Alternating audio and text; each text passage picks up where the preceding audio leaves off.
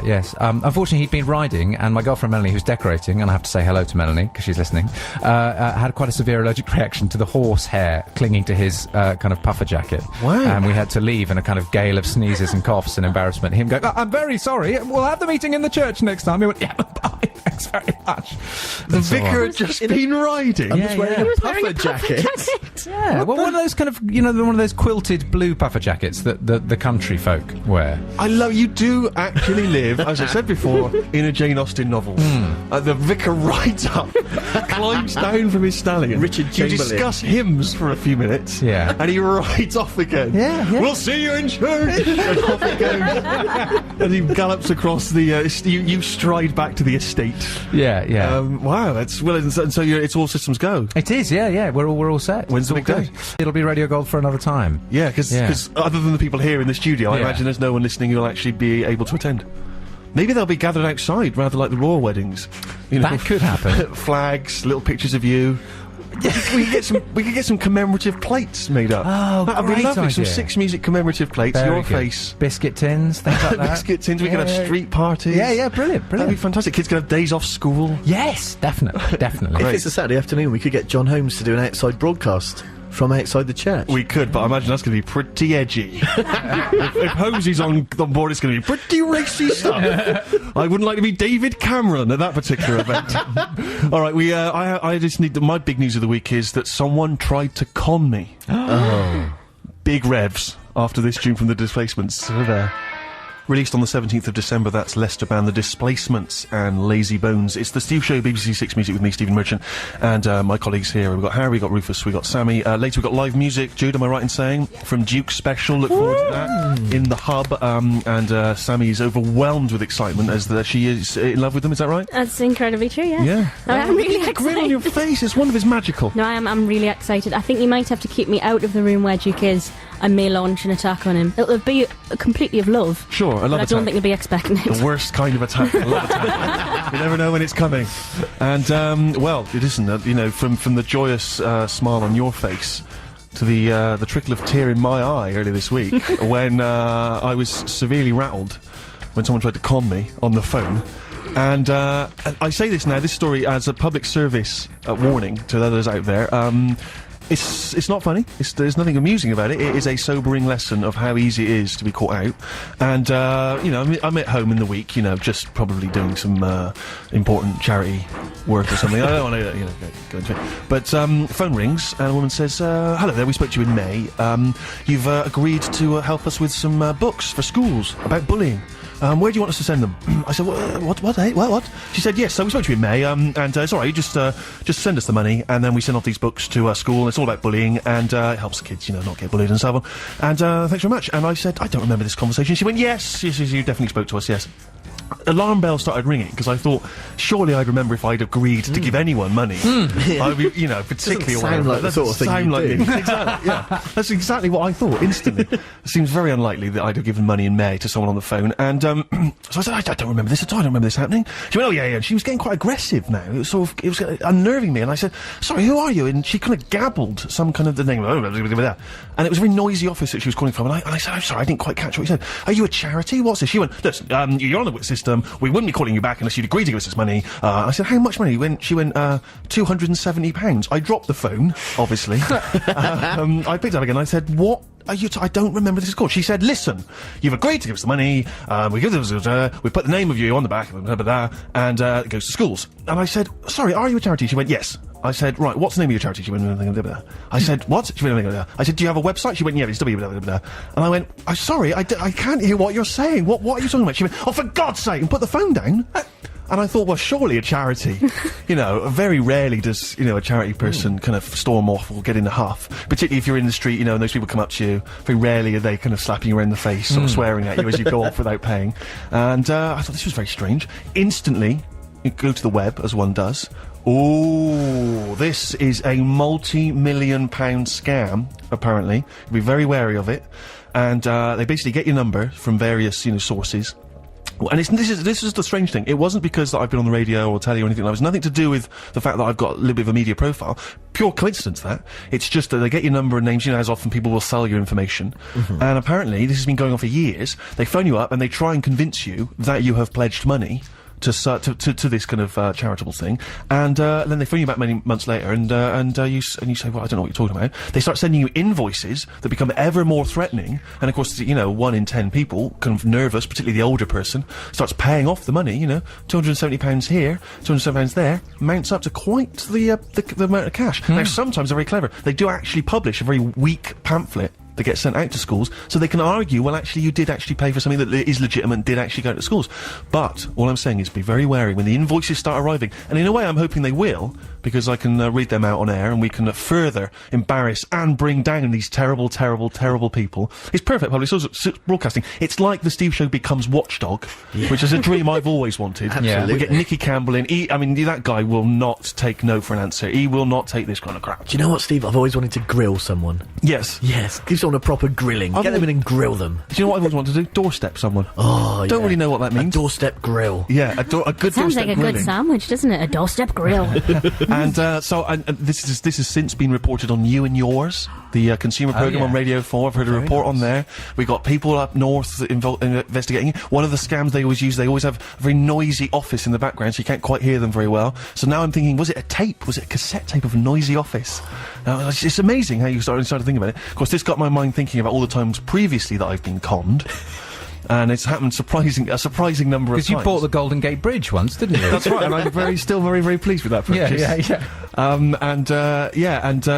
Anyway, it's got me thinking. Firstly, I'm going to throw this out to you guys a bit later. Any cons or whatever that you can keep people aware of, keep people abreast of. Obviously, you, the listeners, as well. What's the text? 64046. 64046, Stephen.6music at bbc.co.uk. Get in touch if you've got any cons that you've avoided or which you have succumbed to.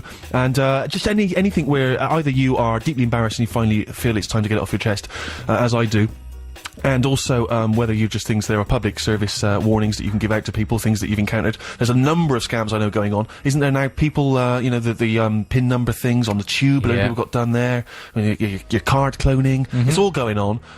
Keep us abreast of it, people. We tried the Cultural Steve Show, that didn't work. No, that died. I think that some kind of consumer rights Steve Show is the way forward. All right. Grilling.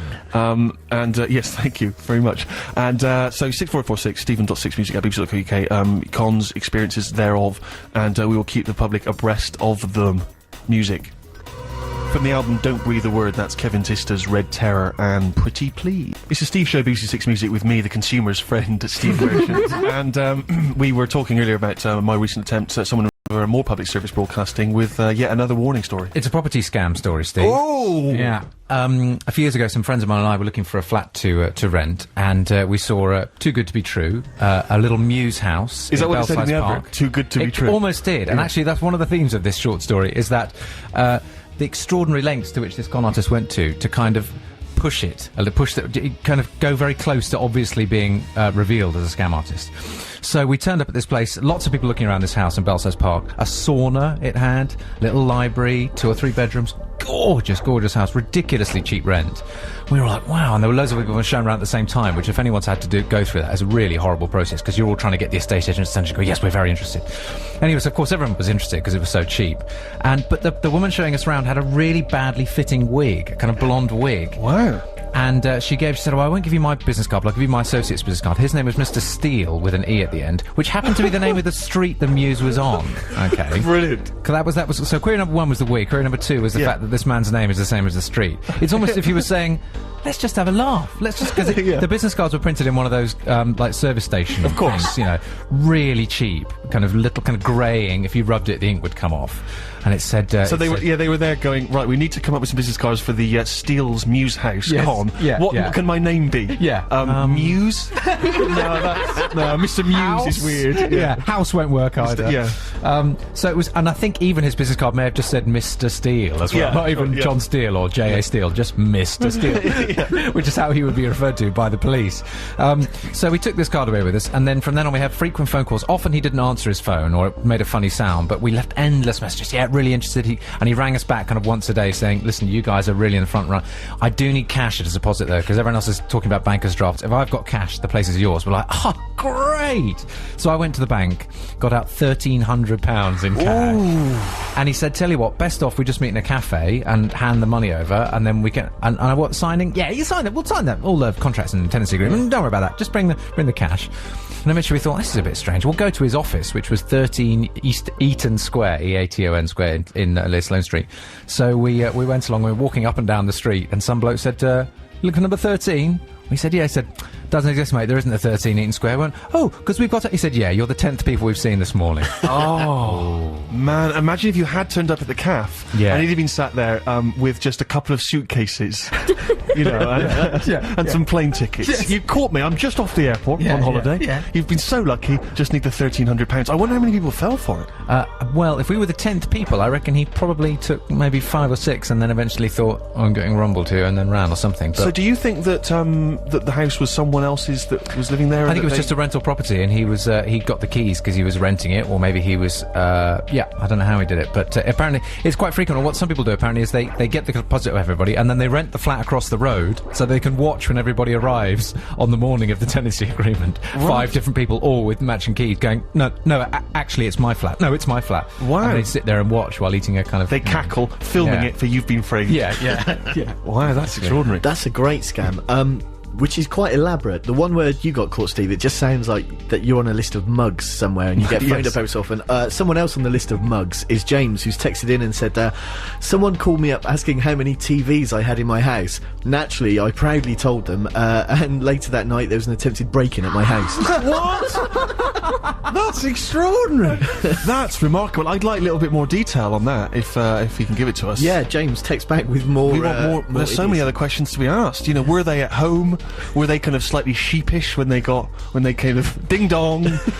He answered the door. Oh, damn! I can't believe it. You're the guy with 3 TVs, right? Yeah. Okay, never mind. Because I always remember there was a guy we went to school with. I remember, and he got caught in his next door neighbour's house, stealing stuff from them, and they went, what are you doing? And they said his name, and he went, I'm not Joe. And they went, well, you are, because you live next door. We know you. We've known you since you were 10. He just ran off down the garden. Brilliant. What a prat. What a bloody prat.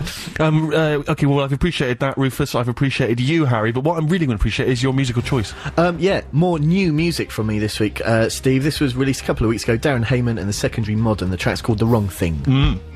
Harry's choice on this week's Steve Show. What was it again, Harry? That's Darren Hayman, ex of Hefner, whose new venture is called Darren Hayman and the Secondary Modern, and that was called The Wrong Thing. Thank you very much indeed. Keep your con stories coming in. I've of course been con several times. I'll get to some of my other con experiences after the news. Sammy, you've got a light con, but keep it, save it, brew it, and obviously keep them coming in. 64046 Stephen.6music at bbc.co.uk. We have to go to the news shortly. Don't forget there's still live music to come from Duke Special. We'll play you this tune from Zeep. Here's Keep an Eye on Love. Currently on tour and performing live in London tonight. That's Zeep and Keep an Eye on Love. It's a Steve Show, BBC6 Music. We'll be back after the news, as I say, with live music, choices from the Pigeonhole, and more of yours and our con stories. Still sounding as good as ever, Nirvana in Bloom. It's the Steve Show, BBC6 Music with me, Steve Merchant, and we've got Harry, we've got Rufus, Sammy here as well. Live music coming up from Duke Special. Jude's pressing the buttons.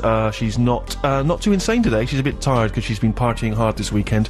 I'm sure that we'll be able to find out information about that, perhaps in a forthcoming tabloid expose. Typical behind the scenes at the BBC. More scandals. What happened there? Did you just spat all over her own face? She just spat all over her own face. You know you're having a good party weekend. She wasn't being mental. Oh, there you are. We thought for a moment she was keeping it together, and part of her face just exploded into her hand. That's beautiful. Okay, so we were talking before the news about our con experiences. Sammy, you were going to briefly mention that you've experienced a tiny con, probably not what you could call a con. Didn't go to see, went to a friend's birthday party. There was a magician. How old were you? I was 18. Okay. Near 19, I'll be honest. Okay. And he did some quite fascinating tricks, and I get